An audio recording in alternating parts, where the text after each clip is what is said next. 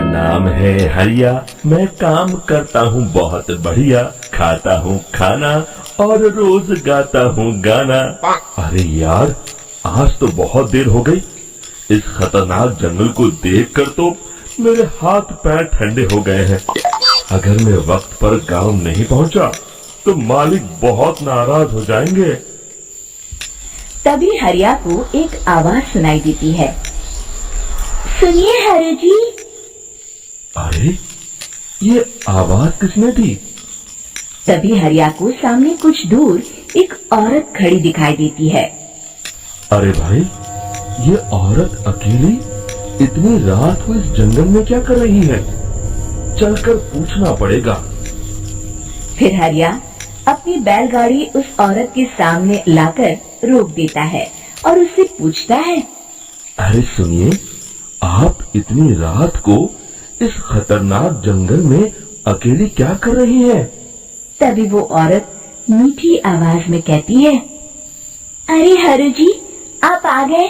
मैं कब से आपका इंतजार कर रही थी। वैसे तो यहाँ से काफी लोग गुजर चुके हैं, लेकिन मैं खास आपका इंतजार कर रही थी। अच्छा, तुम सच कह रही हो? मुझे तो यकीन नहीं हो रहा है। वो क्या है ना, आज तक किसी ने मुझसे इतने प्यार से बात नहीं की। हाँ हाँ हरु जी, मैं सच कह रही हूँ। अब देर मत करिए और जल्दी से मुझे मेरे घर तक छोड़ दीजिए। हाँ हाँ, कौन सी बड़ी बात है, अभी छोड़ देता हूँ। आप मेरे पीछे बैलगाड़ी में बैठ जाइए और मुझे रास्ता बताते चलिए। फिर वो औरत हरिया की बैलगाड़ी में बैठ जाती है और हरिया बैलगाड़ी हाँकता हुआ आगे चल पड़ता है। फिर उस औरत के बताए हुए रास्ते पर चलते चलते हरिया बैलगाड़ी लेकर एक काली गुफा के आगे आकर रुक जाता है। हरिया उस औरत से पूछता है। हाँ देवी जी, आपका घर कहाँ है? यहाँ तो एक गुफा के अलावा और कुछ नहीं है। तभी अचानक वो औरत हवा में उड़ने लगती है। देखते ही देखते उसका सुंदर रूप एक डरावनी चुड़ैल में बदल जाता है और वो जोर जोर से हंसती है। अरे तू तो एक नंबर का बेवकूफ निकला। तू तो भैया आसानी से मेरी बातों में आ गया। अरे मर गया रे, ये तो एक चुड़ैल है। हे भगवान बचा ले, ये तो बड़ी डरावनी दिखाई दे रही है। और फिर अगले ही पल हरिया की बैलगाड़ी में रखा सारा सामान हवा में उड़ता हुआ उस काली गुफा के अंदर चला जाता है और वो चुड़ैल भी उस गुफा के अंदर जाकर कहीं गायब हो जाती है। हरिया ये नजारा देख बुरी तरह घबरा और परेशान हो जाता है। अरे, ये चुड़ैल तो मेरा सारा सामान लेकर गुफा में गायब हो गई। अब क्या होगा?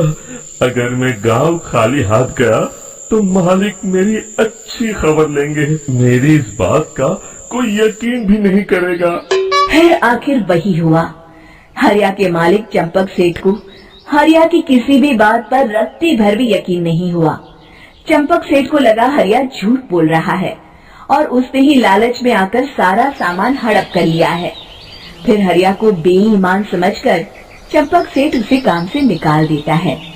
अगले दिन अपनी दुकान में परेशान बैठा चंपक सेठ गुस्से में बड़बड़ाता है। अरे, दुकान में तो सामान बिल्कुल भी नहीं है। अब मुझे ही शहर जाकर सामान लाना होगा। फिर वो अपनी बैलगाड़ी लेकर शहर चला जाता है। शहर से सामान लेकर जब चंपक सेठ वापस गांव लौट रहा होता है, तभी उसे एक आवाज सुनाई देती है। चंपक जी, ओ चंपक जी। अरे, ये तो कोई मेरा नाम लेकर मुझे पुकार रहा है। फिर उस रास्ते में वही औरत खड़ी दिखाई देती है। फिर क्या था, हरिया की तरह चंपक सेठ भी उस औरत के पास अपनी बैलगाड़ी लेकर जाता है और वो भी उसकी चिकनी चुपड़ी बातों के मुंह जाल में फंस जाता है। फिर चुड़ैल उसे भी अपनी गुफा तक ले जाती है और उसका सारा सामान लेकर गुफा में गायब हो जाती है। बेचारा चंपक सेठ लाचार होकर खाली हाथ गांव लौट आता है। फिर ये उस जंगल में रोज की बात हो जाती है। जो कोई भी शहर से कुछ लेकर गांव की तरफ लौटता, वो चुड़ैल उसे बेवकूफ बनाकर उसका सारा सामान लेकर गुफा में गायब हो जाती। एक दिन हरिया एक लकड़हारे को उसी जंगल की तरफ जाते हुए देखता है। फिर हरिया उसे रोकते हुए कहता है, अरे भाई, क्यों अपनी मौत को दावत दे रहे हो? मेरी बात मानो, आगे जंगल में मत जाओ, वहाँ एक बड़ी भयानक चुड़ैल रहती है। लकड़हारा हरिया की बातों को नजरअंदाज करते हुए कहता है, अरे भाई, मुझे पहले ही बहुत देर हो चुकी है, मुझे जाने दो भाई। शाम तक लकड़ियाँ काट कर शहर के बाजार में बेचना है। तुम अपनी ये कहानी किसी फुर्सत में बैठे इंसान को सुनाओ, अब मैं तो चला। इतना कहकर लकड़हारा वहाँ से आगे जंगल की तरफ चला जाता है। फिर अगले दिन गांव के मुखिया के घर के बाहर बहुत सारे लोग जमा हो जाते हैं। तभी हाथ में कुल्हाड़ी लिए खड़ा लकड़हारा कहता है, अरे मुखिया जी, अब आप ही हमें बचाइए उस जंगल वाली चुड़ैल से। हमारा सारा काम तो शहर से ही होता है। अरे मुखिया जी, उस चुड़ैल की वजह से तो मैं पूरी तरह बर्बाद हो गया हूँ। हम सबको मिलकर उस चुड़ैल का कोई इलाज करना पड़ेगा। तभी भीड़ में खड़ा बीरा कहता है, आप लोग चिंता मत करिए, कल से वो चुड़ैल किसी को नहीं लूट पाएगी। मेरे पास एक बहुत अच्छी तरकीब है। तभी चंपक सेठ उसका मजाक उड़ाते हुए कहता है, अरे तेरा नाम वीरा है तो क्या हुआ? तूने अभी उस चुड़ैल को देखा नहीं है? जाकर अपना काम कर, बड़ा आया। तब मुखिया जी कहते हैं, नहीं नहीं चंपक सेठ, मुझे लगता है हमें इस लड़के को एक मौका देना चाहिए। फिर सभी गांव वाले मुखिया जी की बातों से सहमत हो जाते हैं और वीरा शाम को एक बैलगाड़ी में कुछ सामान लाद कर उस जंगल की ओर चल देता है।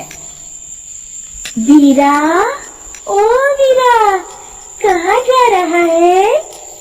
तभी वीरा मुड़ के देखता है, वही चुड़ैल एक औरत के रूप में खड़ी है। अरे बहन जी, मैं आपको ही ढूंढ रहा था। देखिए, मैं आपके लिए क्या लाया हूँ। अरे वाह, तू खुद मेरे लिए इतना सामान लाया है। तू ही अकेला गांव में समझदार है। जरा देखो, मैं भी खोल के बड़े भूख लगी है। जैसे ही चुड़ैल उस सामान पर से कपड़ा हटाती है, एक भगवान शिव की तेज रोशनी उसके अंदर मूर्ति से निकलती है और चुड़ैल अपने असली रूप में आकर जलने लगती है। अरे मैं जल रही हूँ, बचाओ! बचाओ! ओम नमः शिवाय! मर गई मैं! देखते ही देखते वो चुड़ैल राख के साथ उड़ जाती है और सभी गांव वाले भी वहां जाते